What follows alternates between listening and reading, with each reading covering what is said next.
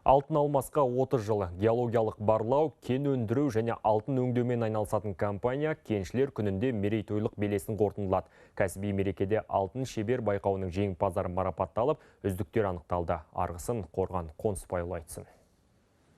Ақсу мен Жолымбетте мереке кеншілер күнінде тау-кен өнеркәсібінің дамуына қосқан үлесі үшін серіктестіктің 7 қызметкері кенші даңқы төс белгісімен 45 жұмысшы алғыс хатпен марапатталып, бірқатары кәсіподақтың наградасын алды.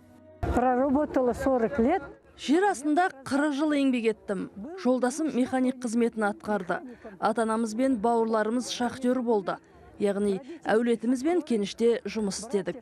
Компания Қазақстандағы алтын өндірушілердің үздік үштігіне кіреді. Былтыр кәсіпорын 16 000 келіден астам алтын өндірген. Алтын алмастың активі Ақмола, Абай, Жамбыл және Қарағанды облыстарында шоғырланған. Кәсіби мерекеде кеншілер арасында алтын шебер байқауы өткізіліп, үздіктер анықталды.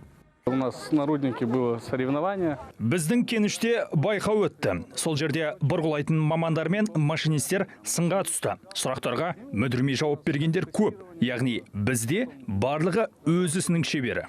Компания басшылығы өндірісті жаңғыртумен қатар қоршаған ортаны қорғауға, әлеуметтік бағдарламаларға басымдық береді. Мәселен, елді мекендердің көшесін, ондағы білім беру мен денсаулық сақтау ұйымдарын жөндеуге, жабдықтауға қаражат бөлінеді. Халықтың әлеуметтік осал тобын қолдау да назардан тыс қалған емес. Қорған Қонысбайұлы, Бақытбек Нұртаев, Хабар 24.